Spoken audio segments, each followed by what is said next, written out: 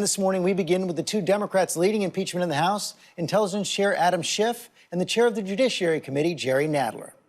Gentlemen, welcome. And Chairman Nadler, let me begin with you this morning. When you first became chair of the Judiciary Committee, you set a pretty high bar for impeachment. Here's what you told me back in March. Before you impeach somebody, you have to persuade the American public that it ought to happen. You have to persuade enough of the opposition party voters or of the Trump voters that you're not just trying to steal. It's a very high bar. Yeah, it is a very high bar. That you're not just trying to steal the last election, to reverse the results of the last election. Republican voters overwhelmingly oppose impeachment right now. Haven't you failed your own test? Well, I don't think so. The polling shows that about 70% of the American people approve of this. But more importantly, they approve. They say that was something wrong. They don't approve impeachment, though. But more importantly, this is a continuing threat to the integrity of our elections now. This is not a one-off. Impeachment is not a punishment for past behavior. This president sought foreign interference in the 2016 election. He is openly seeking foreign interference in the 2020 election, and he poses a continuing threat to our national security and to the integrity of our elections, to our democratic system itself. We cannot permit that to continue. That's Chairman Nadler's position, Chairman Schiff. But apparently right now you haven't persuaded a majority of Republicans that it's worthy of impeachment. And back in March, you also warned against that. You said the only thing worse than putting the country through the trauma of impeachment is putting the country through the trauma of a failed impeachment. If President Trump is overwhelmingly acquitted in the Senate, is that a failure? No, it isn't a failure. At least it's not a failure in the sense of our constitutional duty in the House. And I'll tell you what changed my mind, George, because you're right. I resisted going down this road towards impeachment. But it was two things. It was the discovery of the most egregious conduct to date. It was one thing when the president invited foreign interference as a candidate when he couldn't use the power of his office to make it so. It was another when, as President of the United States, he withheld hundreds of millions of dollars to coerce an ally, betray our national security, and try to cheat in the next election. That was not something we could turn away from. But it was one more fact, George, that I think made it inexorable, and that is the fact that it was the day after Bob Mueller testified, the day after Donald Trump felt that he was beyond accountability for his first misconduct, that he was back on the phone, this time with President Zelensky, trying to get that country to help him cheat in the next election. That told me this president believes he is above the law and accountable to no one, and that this road was necessary, and I think it very much is. And let me build on that point right there, because I wanted to get your reaction to the fact that reports that Rudy Giuliani was actually at the White House reporting back to the president on his trip to Ukraine, saying he was acting as the president's lawyer, collecting more information on the Bidens and Burisma, and he visited with the president the day after the House vote on impeachment. Well, this is exactly the problem, and that is that the misconduct hasn't stopped, that the president is out there on the White House lawn just a month or two ago saying that he still wants Ukraine to do this investigation, that he would like China to investigate the Bidens. The president's emissary was in Ukraine just this past week, once again trying to conduct the same sham investigation, trying to get Ukrainian help to cheat in the next election. So this misconduct goes on. The threat to our election integrity coming up goes on. It's a clear and present danger, I think, to our democracy, and not something that we can turn away from simply because the Republicans in the House refuse to do their duty and continue to put the person of the president above their constitutional obligation. This is a crime in progress against the Constitution and against American democracy. We cannot take the risk that the next election will be corrupted through foreign interference solicited by the president, which he is clearly trying to do. It goes to the heart of our democracy. It was the heart of what the Constitution meant by high crimes and misdemeanors, for the president to engage in self-dealing for his own benefit, to put himself above the country, and to threaten the integrity of our elections, upon which everything else depends. It is a total threat, and we must meet that threat. We are seeing the first signs of a political backlash. Your colleague, Democratic colleague in the House, Rep. Jeff Van Drew of New Jersey, is now suggesting that he's going to switch parties, likely to announce that before the vote in the House this week. Of course, he opposed impeachment, the only one who's publicly opposed it so far. Your reaction? Well, first of all, what he's reacting to is a public polling that shows he can't get renominated. His electorate in his district is 24% to renominate him and 60% to nominate somebody else. But more to the point, this is not political. We should not be looking at those things. This is the defense of our democracy. Do we stay a democratic republic, or do we turn into a tyranny?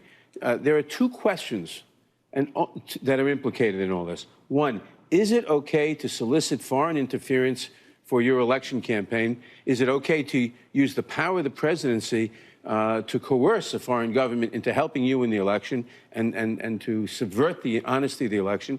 And secondly, is it okay to order everyone not to testify in order to cover it up?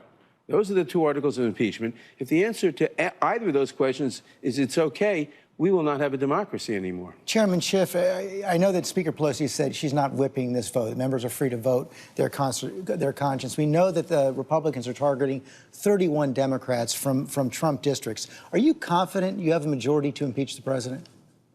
I am confident. I'm not whipping this either. I don't think anyone is. This is a real vote of conscience. The real question is, why won't the Republicans do their constitutional duty? What has really changed between now and Watergate isn't the nature of the president's conduct. If anything, this president's conduct is far worse than anything Nixon did, far more sweeping in its obstruction of accountability, far more damaging to our national security than the cover-up that was Watergate. The question is, why are Republicans placing this president above their oath of office? I don't think any of us have any question that had Barack Obama engaged in the activity, the conduct, which is the subject of these articles of impeachment, every one of these Republicans would be voting to impeach him. And you know something? I have to hope to hell, George, if it were Barack Obama, I would vote to impeach him. This is, I think, the crux of the matter, which is something the framers were also deeply concerned about, and that is an excess of what they called factionalism, but what we would call extreme partisanship, where it is more important to one party that the president of their party remain in office than what he does to the country. And that, I think, puts us deeply at risk. Let's look ahead to the Senate trial. Senator McConnell, the Republican leader, was out speaking about how he's going to handle the trial this week on Fox. Everything I do during this, I'm coordinating with White House counsel. There will be no difference between the president's position and our position as to how to handle this to the extent that we can. I'm not trying to pretend to be a fair juror here. So what I see happening today is just a partisan nonsense. It's pretty clear, Chairman Nadler, that Republicans in the Senate, at least the leadership, is going to be in lockstep with the president on this. Is there anything you can do about that? Well, you know, the senators, the Constitution prescribes a special oath for the senators when they sit as a trial in impeachment. They have to pledge to do impartial justice. And here you have the majority leader of the Senate, in effect the foreman of the jury, saying he's going to work hand in glove with the defense attorney. That's a violation of the oath that they're about to take, and it's a complete subversion of the constitutional scheme. We will have done our duty in the House to protect the national security of our country and the integrity of our democratic process, which is what is really at stake here. I hope that despite what you just heard, that they will do their duty and will look into this and will see the uncontroverted facts. Remember, these facts are basically uncontroverted.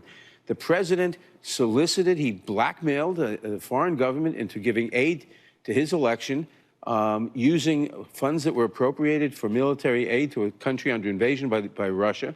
And there's virtually no controversy about that. And then he ordered everyone not to testify in order to cover it up. This is a subversion of the constitutional order, a subversion of our democracy.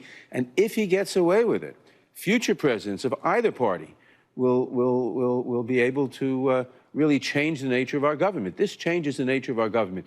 Do we have a constitutional democracy, or do we have a monarchy where the president is unaccountable? That's what's at stake here. Chairman Schiff, the president has had differing views on what he wants and what he expects in a trial. He's talked about having a long trial, calling witnesses, including perhaps you. But now it appears that Republicans are coalescing behind a strategy for a short trial with no witnesses. Do you, as a potential House impeachment manager, feel the need to call witnesses in a Senate trial? Well, I think there are any number of witnesses that should be called in the Senate trial, and many witnesses the American people would like to hear from that the administration has refused to make available. And perhaps of equal, if not greater importance, are the thousands and thousands of documents that the administration refuses to turn over.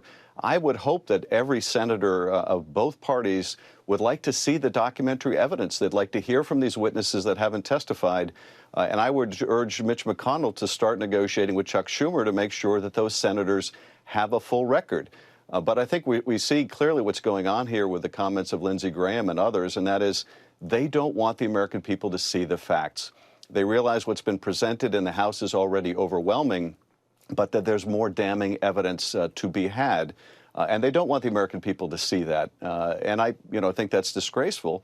But I hope that the senators will insist on getting the documents, on hearing from the witnesses, on making up their own mind, even if there are some senators who've decided out of their blind allegiance to this president that he can do nothing wrong, that he could shoot somebody in the middle of the street and they'd still support him, that these other senators, I hope, will fulfill their constitutional obligation. Chairman Nadler, do you have any evidence that any Republican senators were prepared to break regs? Well, I don't know, and I'm not canvassing Republican senators, but I would agree with Chairman Schiff. It's their duty to look at the evidence and to reach the appropriate conclusion in order to vindicate and to safeguard American democracy. It is disgraceful that the president refused to let people testify, refused to hand over any documents, and the Senate should certainly demand to see the documents that have been withheld, to get the witnesses. If they don't think that there is sufficient evidence on the record, and I think the record is overwhelming, that if they don't think there is sufficient evidence on the record, they should demand the testimony of people like Secretary of State Pompeo and Mulvaney and others, John Bolton, who on the president's instructions have refused to testify. Finally, Chairman Schiff, before we go, I do want to ask you a question about the Inspector General Michael Horowitz's report on the FBI investigation into the Russia investigation. As you know, it found that there were significant errors, 17 significant errors and omission in that FISA surveillance application for Carter Page. And you've received some criticism because of your past claims that there were not any omissions. Wall Street Journal editorial page, I want to show it right now. Mr. Schiff claimed DOJ met the rigor, transparency, and evidentiary basis needed to meet FISA court standards. But Mr. Horowitz makes clear that FBI officials didn't even tell senior justice officials about the concerns and irregularities of its Page application. Would the court have granted the warrants if we knew the whole story? We don't know. Do you accept that your original judgments were wrong, and what can you do about it? Well, I certainly accept that 2 years later, 170 interviews later, and 2 million documents later, the Inspector General found things that we didn't know 2 years ago. And I certainly concur with the Inspector General's conclusion that there need to be significant changes to the FISA process. We just didn't have that evidence available 2 years ago. But I think equally important, those that have made the argument, including many that are fond of the Wall Street Journal editorial page, that somehow this investigation was tainted from the start, improperly begun, driven by political bias, that it was all essentially a deep state conspiracy. They were spying on the Trump campaign. All of that was debunked by the Inspector General. The Wall Street Journal should spend a little more time talking about that in its editorial. Chairman Schiff, Chairman Nadler, thanks for your time this morning. Hi, everyone. George Stephanopoulos here. Thanks for checking out the ABC News YouTube channel. If you'd like to get more videos, show highlights, and watch live event coverage, click on the right over here to subscribe to our channel. And don't forget to download the ABC News app for breaking news alerts. Thanks for watching.